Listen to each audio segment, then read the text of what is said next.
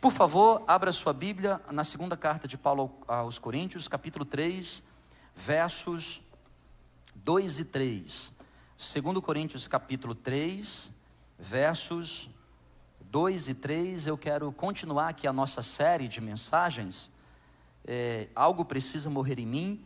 E hoje eu quero usar esse texto de 2 Coríntios, capítulo 3, verso 2.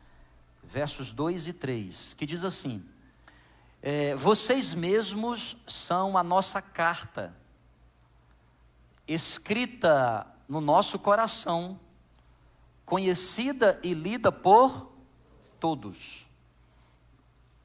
Vocês demonstram que são uma carta de Cristo, resultado do nosso ministério, escrita não com tinta, mas com o Espírito do Deus vivo, não em tábuas de pedra, mas em tábuas de carne, ou seja, no coração. A palavra coração aqui, eu já expliquei várias vezes aqui para os irmãos, né? Coração na Bíblia é mente, tá? 90% das vezes é mente, não é o miocárdio, é mente. Coração é mente. E o que é mente na Bíblia? A melhor maneira de você entender é consciência. Você pode repetir essa expressão? Então, se a gente fosse ler esse texto colocando no coração a palavra consciência, ficaria assim, ó: escrita não com tinta, mas com o Espírito do Deus vivo, não em tábuas de pedra, mas em tábuas de carne, onde? Na consciência. Se cumprindo o que o profeta no Antigo Testamento disse, que Deus nos daria um novo coração, e ele escreveria as suas leis não mais em tábuas de pedra, uma referência aos 10 mandamentos que Deus escreveu com o seu dedo lá no Sinai e entregou o padrão da antiga aliança para Moisés. Ele disse: eu vou dar a esse povo um novo coração, eu vou tirar o coração de pedra e vou lhes dar um coração de carne, e escreverei os meus mandamentos no seu coração. Em outras palavras, na nossa consciência. Porque Deus, para poder gerar em nós essa transformação ela não vem de fora para dentro. Toda transformação que vem de fora para dentro é religiosidade. Você obedece a um conjunto de normas e parece que você foi transformado, mas o máximo que aconteceu contigo foi adestramento. Você melhorou, mas você não se permitiu ser transformado. Semana passada eu falei para vocês aqui: um cão adestrado não deixa de ser um cão só porque agora ele é educado. Ele é educado. Antes comia chinela, riscava tudo, juzunhava, andava que nem louco na rua. Agora você contratou um treinador e ele é adestrado. Senta, ele senta. Junto, ele anda. Deita, ele deita. Está quase comendo com talher. Mas ainda que ele comesse com talher, ele não deixaria de ser um cão. Ele só melhorou. É bom, não é ruim. Mas Deus não espera da gente melhora, Deus espera da gente transformação. Evangelho não é sobre você ser adestrado. Evangelho é você permitir que a graça de Jesus invada você e na sua consciência transforme o seu nível de mentalidade. Mente transformada, sentimento novo, comportamento novo. Você se tornará uma carta viva. Aliás, esse é o tema da minha mensagem hoje. Uma carta viva. Escrevi essa mensagem baseada nesse texto de 2 Coríntios capítulo 3. Mas domingo passado os meninos me apresentaram essa canção do pessoal lá de Floripa, da Get Worship. E eu achei linda essa letra. A letra começa dizendo assim: se quiser me encontrar no meu passado, por favor, não me procura lá não, porque eu já não estou mais lá. Se você quiser me acusar dos meus pecados, pode ficar à vontade, porque Ele já apagou. Mas se você quiser me achar, para de olhar para o meu passado, olha para a cruz. Porque assim como Cristo Jesus foi crucificado, lá com Ele eu estou. Crucificado está o meu eu. Já não sou eu quem vive, é Cristo que vive em mim. Canta pra gente, Stephanie, um trechinho. Começa pela essa estrofe.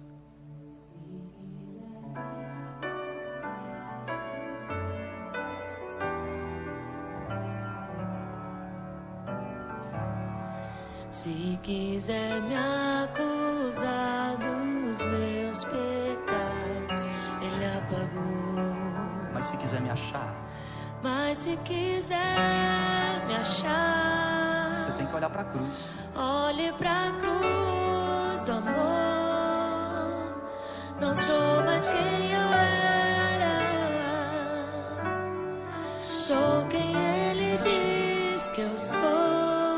E olha o coro, que lindo, ó. Minha história Deus já escreveu. Ele é o escritor e eu sou apenas uma carta viva de Deus. Minha história Deus já escreveu. Ele é o escritor e eu sou apenas uma carta viva, uma carta viva de Deus.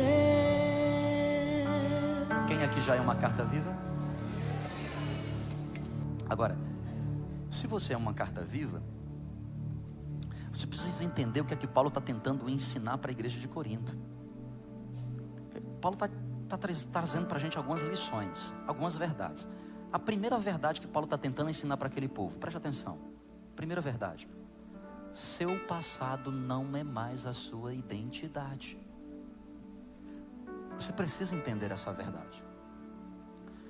Você precisa parar de continuar dirigindo a sua vida olhando para o retrovisor, porque vai bater. Se eu pegar o meu carro e for daqui para casa sem olhar para o para-brisa e ficar o tempo todo só olhando para o retrovisor, vai dar PT, perda total. Para-brisa é muito maior do que retrovisor. Até no carro está nos ensinando assim: olha para frente, de vez em quando você olha para trás. E olhar para trás é o quê? É referência, não residência. O problema é que você está em Cristo e a sua vida não consegue avançar porque você ainda está preso ao passado.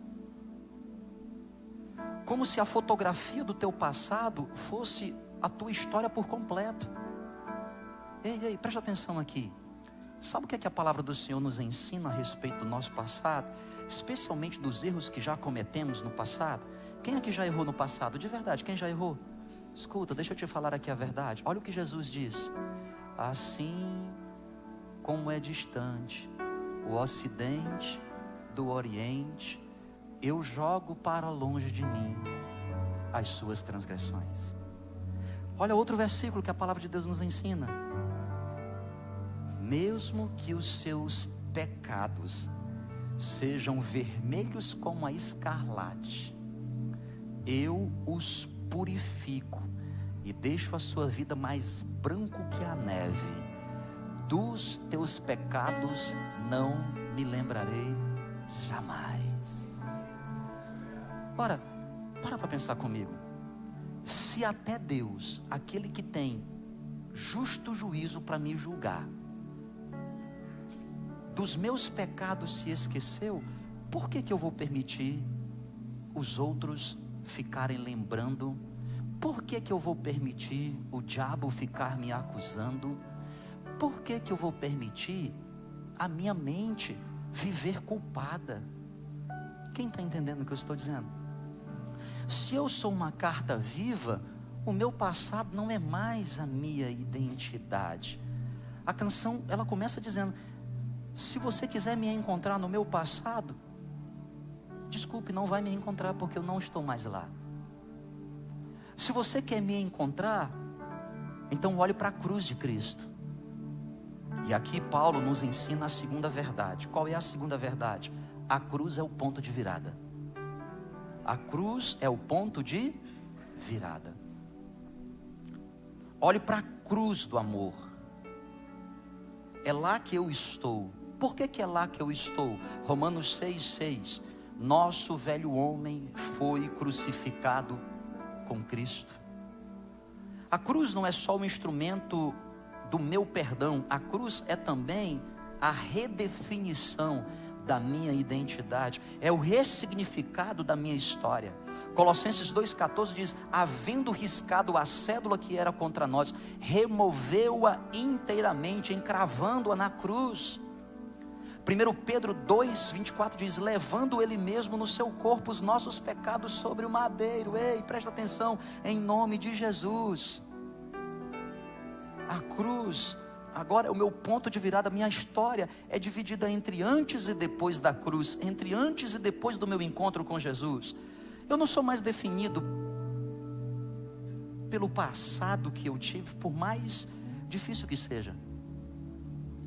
Eu me lembro da mulher adúltera em João, no Evangelho de João. Ela foi pega em flagrante adultério, trouxeram na presença de Jesus. Os religiosos diziam: Jesus, mestre, o que deve ser feito? Porque a lei de Moisés diz que deve ser apedrejado.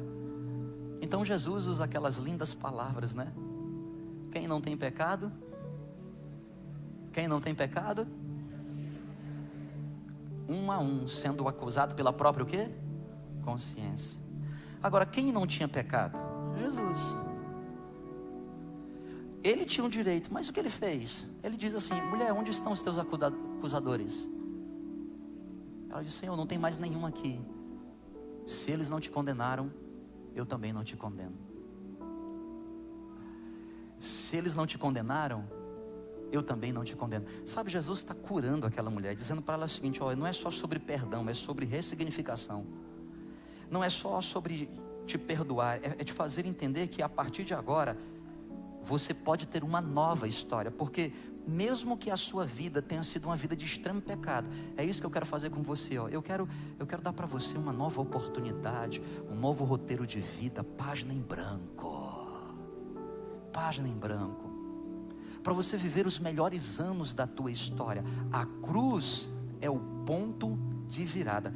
Eu amo, Lucas, Stephanie, a ponte dessa canção, porque a ponte dessa canção usa uma expressão muito linda. Ela diz o seguinte, né? A cruz é a caneta, o sangue é a tinta. Na letra não está escrito isso, mas a gente pode subentender. E eu sou a folha, o papiro. Canta pra gente, por favor, como é que é essa ponte? Uma carta viva, uma superação escrita, uma carta viva. A cruz é a caneta e o sangue é a tinta. Canta com a gente. Uma carta viva, uma superação escrita, uma carta viva. A cruz é a caneta e o sangue é a tinta. Uma carta viva, uma superação escrita, uma carta viva. A cruz era o quê? A cruz é a caneta e o sangue é a tinta. Ora, a cruz é a caneta, o sangue é a tinta, o papiro sou eu, o papel sou eu, a página sou eu. Ele não me define mais pelo meu passado. A cruz é o meu ponto de virada. Então qual será a primeira palavra que ele escreveu na minha história? Eu acho que na minha e na sua história, Jesus deve ter escrito alguma coisa assim, ó. Consegue ler daí? Está escrito o que aqui? Eu abreviei. Jus de justificado. De quê? Não, por favor, fala bem forte. Será que você pode falar para alguém perto de você? Diga assim: você está justificado. Nenhuma condenação há mais para aqueles que estão em Cristo Jesus. Porque Ele nos transportou do reino das trevas para o maravilhoso reino do Filho do seu amor. Eu fui justificado. Onde está a morte, a tua força? Onde está a morte, o teu aguilhão? O ferrão da morte, onde está? Porque o ferrão da morte é o pecado, e é o pecado que é o salário da morte. Mas agora na cruz do Calvário Ele me justificou. Na minha nova história, a primeira palavra do primeiro capítulo está escrito: Jean, justificado. Francisco, justificado. Stephanie, justificado. Lucas, justificado. Não existe mais acusação para aqueles que estão em Cristo Jesus. A cruz é a caneta, o sangue é a... Eu sou o papel. Eu julgo que a primeira palavra está lá: justificado. Vamos mais uma vez, uma carta viva. Uma carta viva, uma superação escrita. Que frase linda, uma superação escrita. Uma carta viva, onde a cruz é a caneta e o sangue é a tinta. Uma carta viva, uma superação escrita. Uma carta viva, a cruz é a caneta e o sangue é a tinta. Terceira verdade que Paulo está tentando nos dizer para a igreja de Corinto: presta atenção, o teu passado não é a tua identidade. Para de ficar olhando para trás. A cruz é o divisor de águas. Terceira verdade, aprenda: você agora é uma carta viva de Deus. Paulo está usando essa referência de carta viva porque naquele período, aliás até nos dias de hoje, né? Quando alguém chega num lugar novo, como é bom você ter uma carta de recomendação, sim ou não? Eu me lembro quando eu fui para a Universidade de São Paulo terminar meus estudos, eu já tinha passado num concurso, mas eles não aceitavam a minha matrícula se eu não levasse uma carta de recomendação. Era padrão deles lá. Tem igrejas que não recebem membros se não entregar uma carta de recomendação. Há empreendedores aqui na igreja que às vezes me ligam e dizem assim: pastor, eu estou recebendo aqui uma ovelha do pasto aí, o que é que o senhor pode me dizer? Aí eu digo: quem é? Ah, Francisco. Sei. Qual é a função? Irmão, vamos orar. Carta de recomendação, sim ou não, gente? Você faz um currículo no LinkedIn, carta de recomendação. Olha, ó, carta de recomendação. Você vai num restaurante, tem lá avaliação 5 estrelas, 4 estrelas, né? A gente pede pelo iFood, carta de recomendação. Paulo está dizendo o seguinte: gente, eu estou chegando aqui, mas eu não tenho nenhuma carta de recomendação. A minha carta de recomendação são vocês. Porque o Espírito de Deus invadiu a vida de vocês. Porque esse evangelho da graça que eu preguei, vocês não são uma carta morta de papiro, vocês são uma carta viva. O passado não interessa mais. A cruz de Cristo é o novo divisor de águas. Efésios 2:10 diz assim: somos feitura dele. A expressão feitura no grego é poema, que quer dizer: sou eu uma obra-prima.